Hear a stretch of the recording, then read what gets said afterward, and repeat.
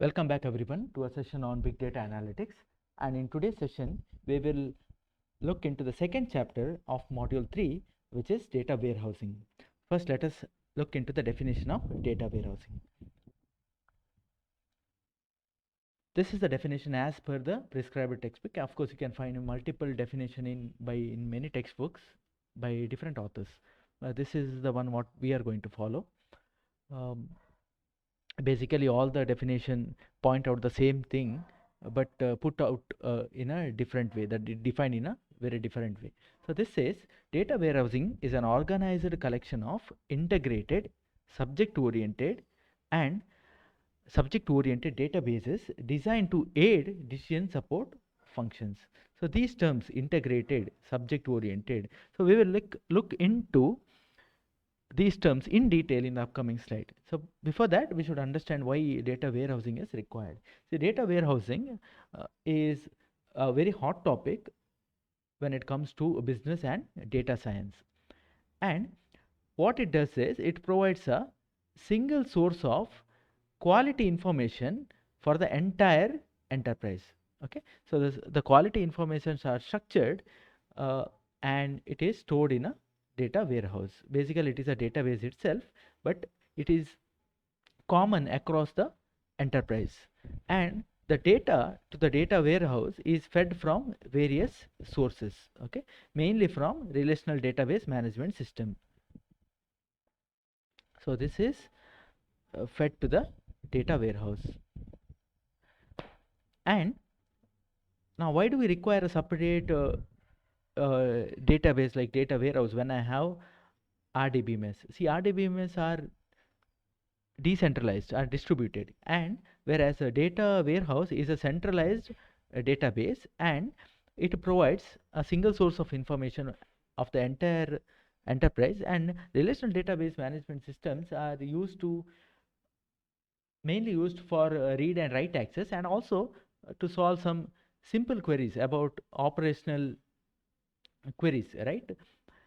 But whereas data warehouse is used to solve complex queries, that is very useful in performing data analytics and also decision making.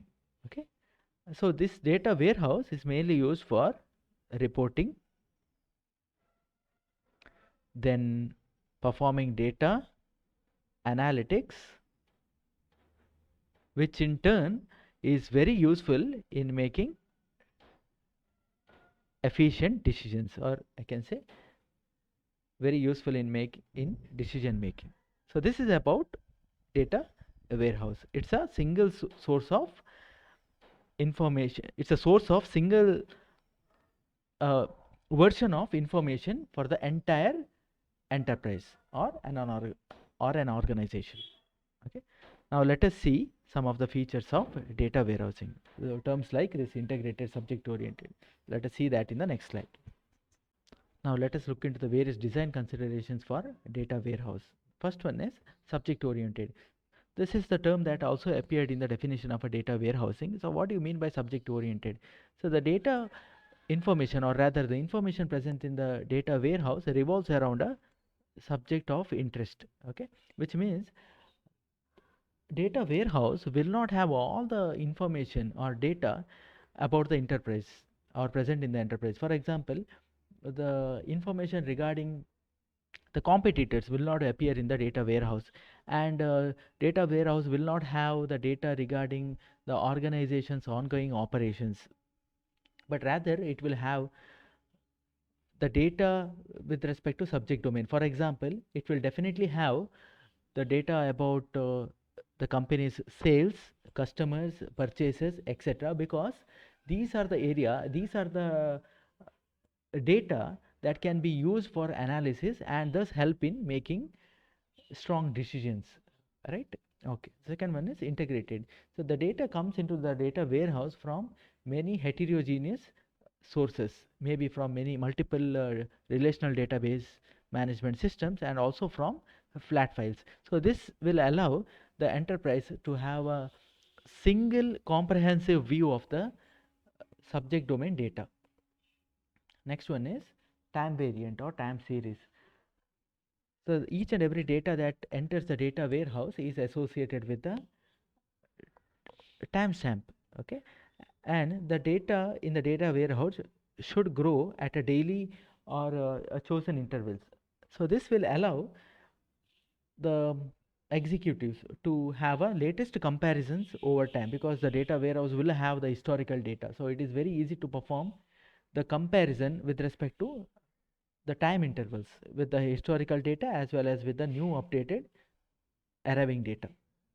Next one is non-volatile. See, the data present in the data warehouse is non-volatile. So in other words, it's a one-way traffic. You can only add a data into a data warehouse, but you cannot delete the existing data from a data warehouse. So this is the meaning of non-volatile. Okay. So all the data gets added up from a long duration. Next point is summarized. The data warehouse contains rolled up data at the right level for query analysis, and it also helps reducing the number of variables and dimensions of the data to make it more meaningful for the decision makers.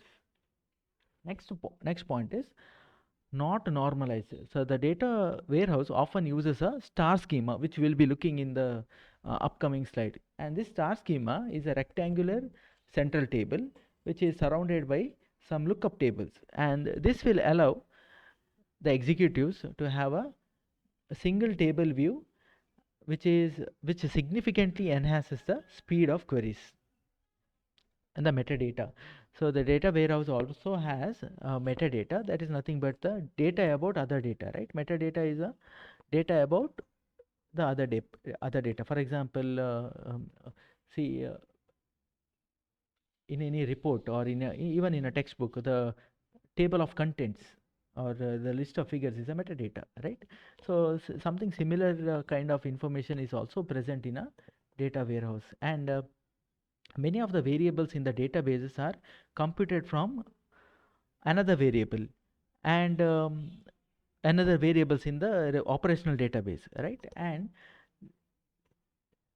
each the the method of its calculation for each variable should be effectively documented. Every element in the data warehouse should be sufficiently well defined. Near real time or right time data. So this is see, the data warehouse should be updated in a near real time in many high transaction volume industries such as airlines, and the cost of implementing and updating a data warehouse in a real time would be it is actually a very tough task. And um, another downside of a real-time data warehouse is the possibility of inconsistency in reports drawn just a few minutes apart. Okay, so if you get a report 5 minutes earlier, and if you take a report about some transactional data now, then there can be a lot of inconsistency in between the two data that has been retrieved. So this is the problem associated with the near real time or right time requirement or a design consideration for a data warehouse. So these are the various design considerations for designing a data warehouse. Now let us look into the various data warehouse development approaches. Fundamentally, there are two different approaches. The first one is a top-down approach. So in top-down approach is to make a comprehensive data warehouse that covers all the reporting needs of an enterprise. And this top-down approach provides consistency but takes more time and resources. So what we do in top-down approaches, we build or we develop a enterprise level data warehouse which should be able to cover all the reporting needs.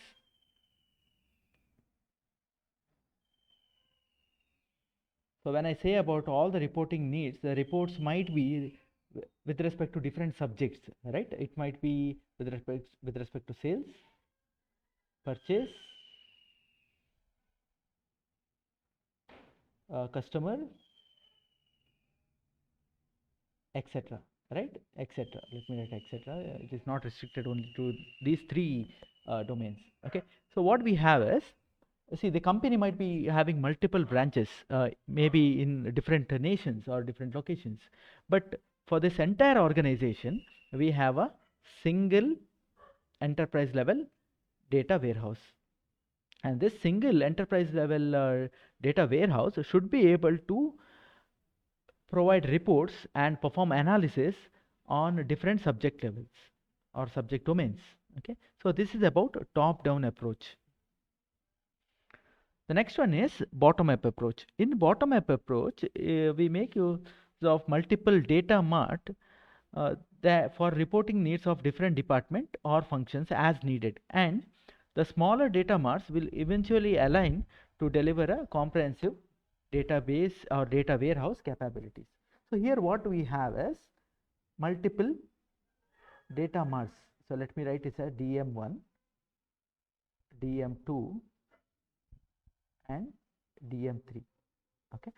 So data mart, I can consider it as a subset of data warehouse, and it is much smaller compared to a data warehouse. It provides a similar functional as similar to as similar to a data warehouse, but this is very specific to a particular subject domain. Okay, so data mart 1 might be dealing with the data that provides reports only about sales, and data mart 2 might be dealing with purchases. So you have only purchase related information in data mart 2, and data mart 3 will be having only customer related data. Okay, so this is about a smaller data warehouse which is called as data marts, and together if you align it in a specific way, it can act as an enterprise level data warehouse. Okay, so it is having multiple chunks, small chunks of data warehouses, which is called as data mart, which specifies in a particular subject domains belonging to a particular department. Okay, so this is the difference between top down approach and bottom up approach. Okay, and let us see the complete difference between a data mart and data warehouse in the next slide. So this is about the two development approaches. As I said, now let us see a comparison between a functional data mart and enterprise data warehouse with the different properties or points. Okay, I would like to start with the approaches, as we have just finished two approaches. So as mentioned in the previous slide, I have told you that functional data marts are used to build a data warehouse in a bottom up approach, right? Something what we have already seen.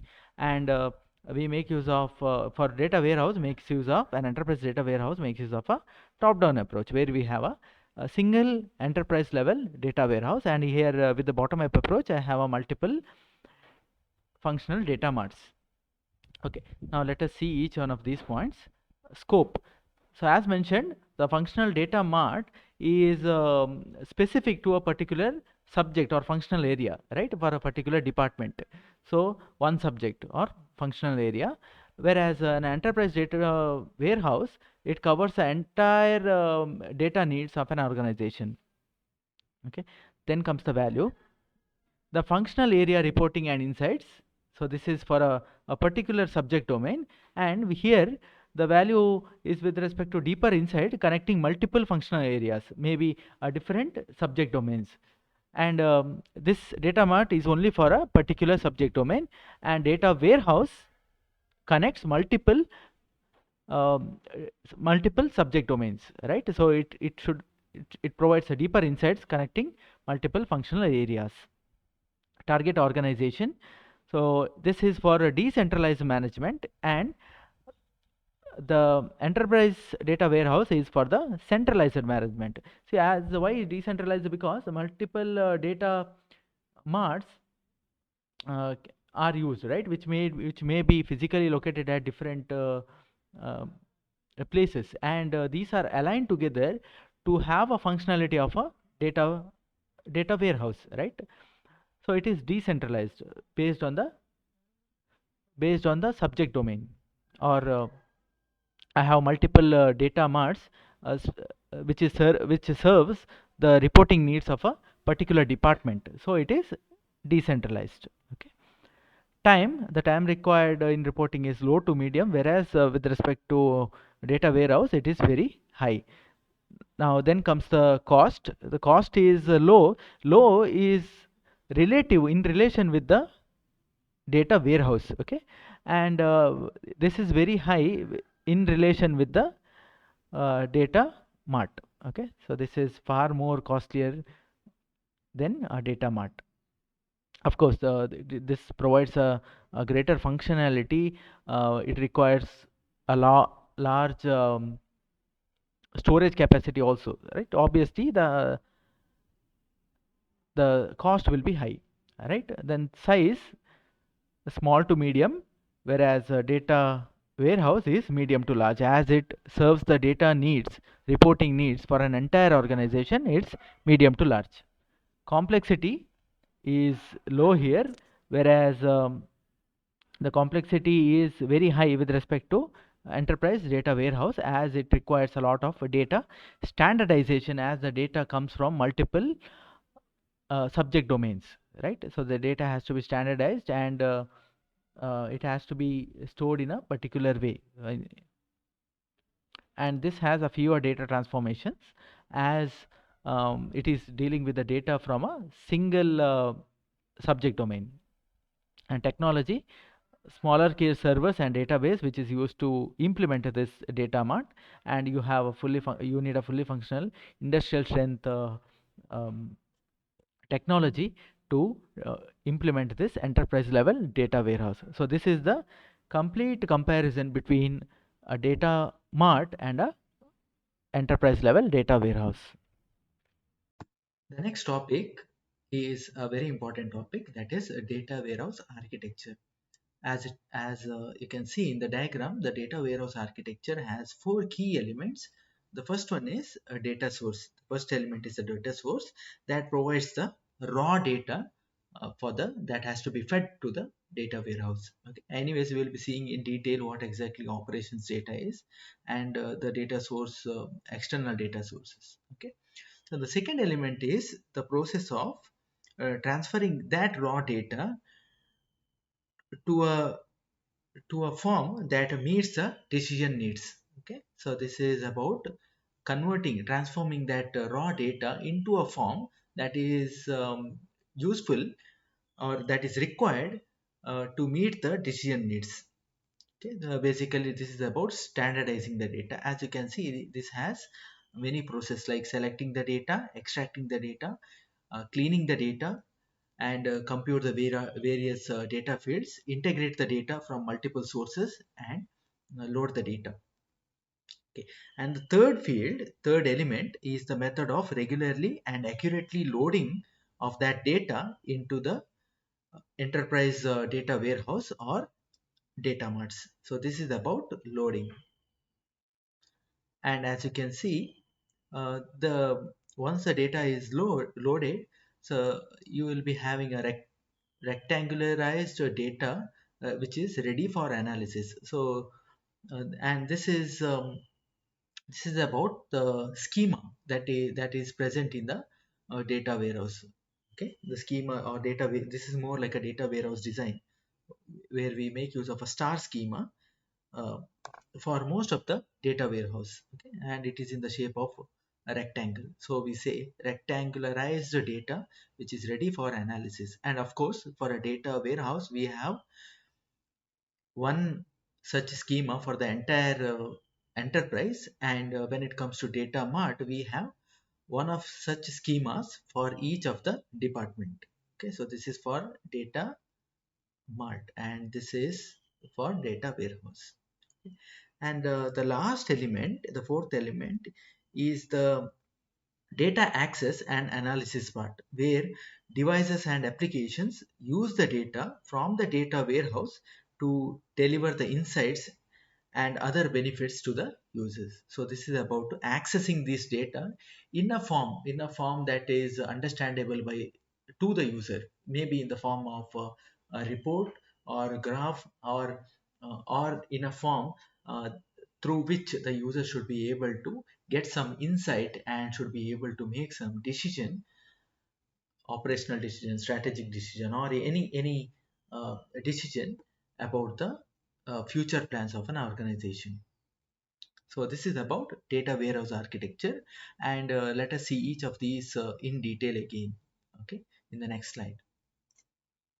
Now let us look into the various data sources from which the data will ultimately fall into the data warehouse. And one thing we have to remember is the data warehouses are created from a structured data sources, and if we have any unstructured data such as text data, image data, or video data, then it need to be converted into the structured format before it is inserted into the data warehouse. um, See, the normally the unstructured data such as text, images, multimedia uh, data will normally be placed in data lakes. Okay. Okay, now let us look into each of these data sources. Operations data.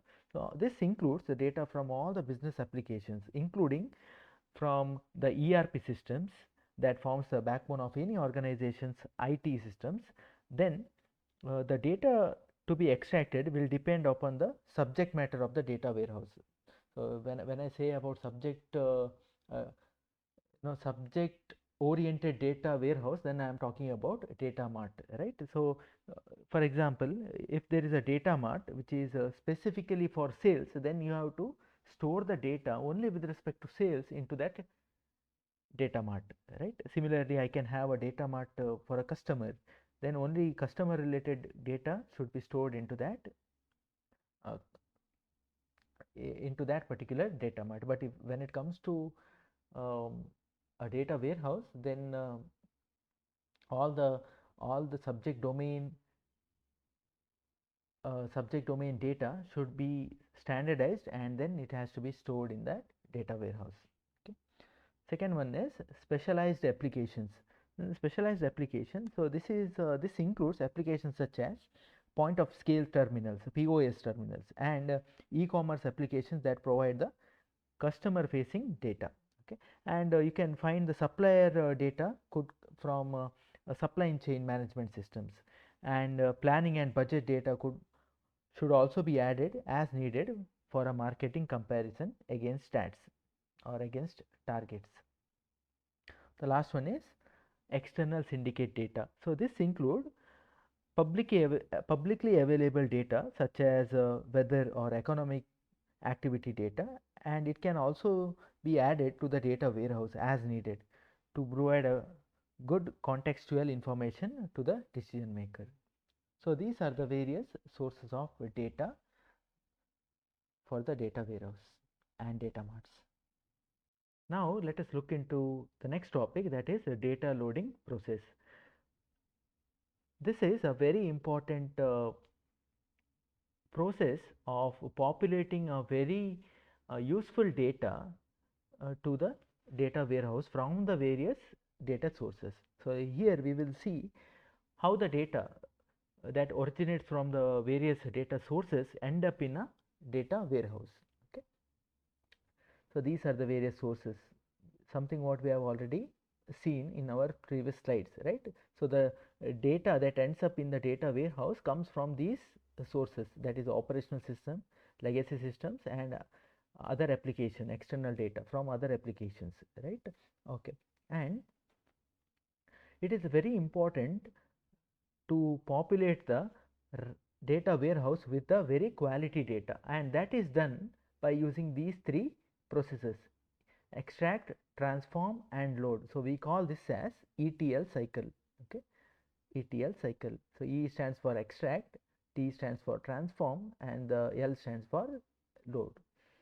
So this will come one after the other, and this is a temporary storage area where the data will be temporarily stored. And as you can see, this extract process will be able to store and retrieve the data from this temporary staging area, as well as a transform process will also be able to store and retrieve data from this temporary staging area, and as well as load process. Okay, so this is a two-way. Both I can these processes can save the data as well as retrieve the data from a temporary storing area. Okay. Okay, now let us see what happens in extract. So the data that need to be extracted from the operational databases as well as from other sources are done. Okay, so these are the some of the structured data that will be extracted on a regular basis from the various data sources. So this is what the extract process will be doing, that is, it will be extracting this structured useful data from these sources on a regular basis. But extracting the data itself is not sufficient, and after extracting it may store the data in a temporary staging area, or it may directly give it to the next process, that is transform. So we know how exactly or what exactly is. It is the process of just extracting the data from the various sources. Of course, this extracted data now need not be in a format that can be put into the data warehouse. So somehow the data has to be transformed into a format that is accepted by the data warehouse, right? So the the second process comes into picture, that is about transforming. Okay, transform. The extracted data should be aligned together by the key fields and integrated into a single data set, and it should be cleaned for any irregularities or missing values, and it should be rolled up together to the same level of granularity, and desired field such as daily sales totals should be computed, and this entire data should then be brought to the same format as the central table of the data warehouse or data mart. Okay. So this is about transforming. This activity is done by the this process, transform process. Okay, which standardizes standardizes the data in a format that is required by the data warehouse. Okay, so this is about transforming. So okay, again, after transforming, it can store the data from to the temporary staging area, or you can directly give it to the next process of load. Okay, and the load is, as it is very simple. The load process, what it does, it transforms the data and uploads it into the data warehouse. Okay, and again, can it can directly upload into the data warehouse, or it can keep it in a temporary staging area, and from which you can put the data into the data warehouse or data marts. Okay, yeah, so this is about the process of loading the data into the data warehouse, and you can, as you can see, that this is a one-way traffic. Okay, this is something which is already mentioned. The data always comes into the data warehouse, and data warehouse, the property of a data warehouse is, or the desired design consideration for a data warehouse is, that it should be non-volatile. That is, you should not take away the data from the data warehouses. Okay, so this is about data loading process, ETL. So this forms a major role in uploading a quality data uh, into the data warehouse in a desired format. The next topic is a very important topic, that is data warehouse design. And the picture what you see here in the slide is of a star schema.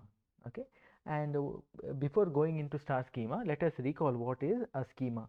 Schema is something what we have already learnt in DBMS, right? Schema is a logical description of the entire database, and it includes the name and the description of the records of all the record types, including all associated data items and aggregates. And much like a database, a data warehouse also requires to maintain a schema. And here what we are seeing here is a star schema, and which is the most preferred data architecture for most of the data warehouses. And apart from this, we have a snowflake schema also, right? But the one what you are seeing in the diagram is a star schema. So let me write this as a star schema. And what does it have? See, as you can see, there are multiple tables, and some of the tables are colored differently. So in the center you have a green table, right, with a green heading, or with a green label, right? So what is this? How this is different from the other? See, this central table is a fact table that provides most of the information of interest. Okay, and so this is a central fact table, and then you have few other tables which is highlighted in red or maybe maroon, right? Okay. uh, yeah, so this is about, these tables are nothing but the lookup tables that provide the detailed values for the code used in the central table. So these are the codes that is used in the central table, and about this codes, if you want to find the detailed information, then you have to look into this lookup tables. Okay, you have to look into this lookup tables. And here we have an example um, of a central table that may use digits to represent a salesperson. Okay, so salesperson ID, for example, it might be represented with various digits, and the lookup table associated with this salesperson, that is here. So, okay, so this will be having the same number, and it will be having the detailed information about this number. Okay, so if the number one here, and if you want to know the detailed information about this salesperson ID 1, then you have to look into this lookup table. Okay, so these are the lookup tables. So it will be having detailed information, maybe his name, right? Let me name it as ABC. So if you want to know the name of this salesperson whose ID is 1, then you have to look into the lookup table for the detailed information. And the same is applicable for the various other um, items, right? Maybe a region ID, and you may find the region name, and item ID, you may find the item name. And this is particularly with respect to orders data, right? So this, the subject of interest that is stored in this data warehouse is orders. Okay, so it is dealing with only the orders data. So this might be a data mart. Okay, data mart, as we all know, data mart is very specific to a particular subject. So this is an example of a data mart which is represented in a star schema, right? Okay, so um, this is about the data warehouse design using the star schema. And let us look into the next slide. Now the next topic is about accessing the data or information from the data warehouses, that is data warehouse access. The data from the data warehouse can be accessed for many purposes and by many users,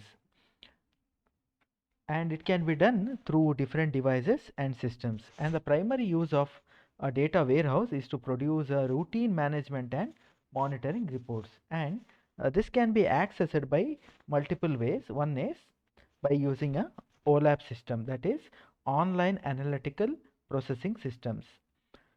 And here what we do is we provide a query, and it is basically a query and reporting tools that help to slice the multidimensional data in a data warehouse and produce a desired reports. For example, a sales performance report would show sales by many dimensions compared with the plan, right? Or one can request a list of all the products sold in a region in a certain price range during a certain time period and have them displayed in the report format.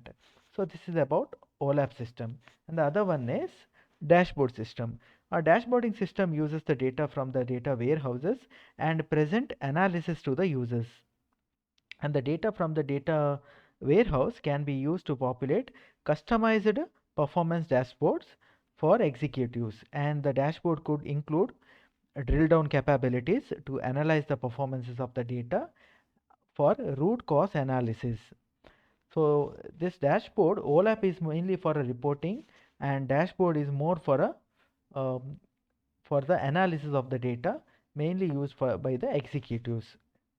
And the data from the data warehouse can be used for ad hoc queries and any other application that make use of this internal data. And the data from a data warehouse is also provided for the data mining purposes. And parts of the data would be extracted and then combined with the other relevant data for data mining. So this is about data warehouse access. The next topic is data warehouse best practices. So here we will look into the various best practices that need to be followed in implementing a data warehouse.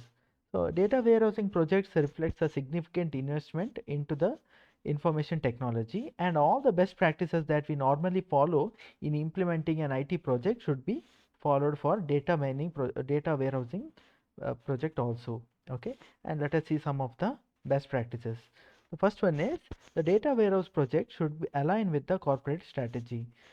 See, the top level management should be consulted for setting the objectives, and a financial viability should be established.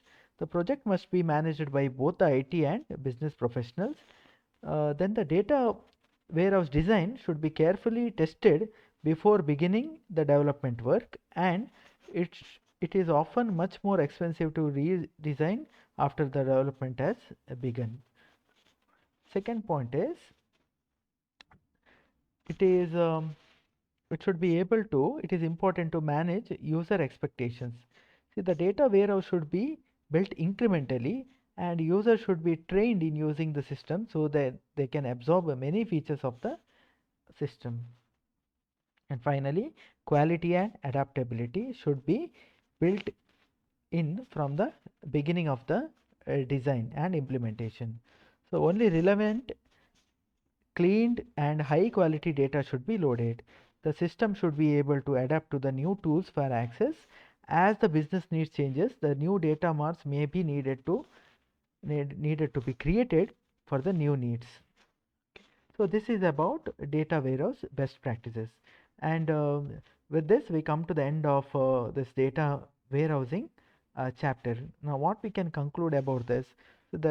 What I can conclude is data warehouse are specialized database management facilities that intend for creating reports and analysis to the support managerial decision making, and they are designed to make reporting and query simple and efficient. The sources of data are operational systems and external data sources. Then the data warehouse needs to be updated with the new data regularly to keep it useful, and data from the data warehouse provides a useful input for all the data mining activities.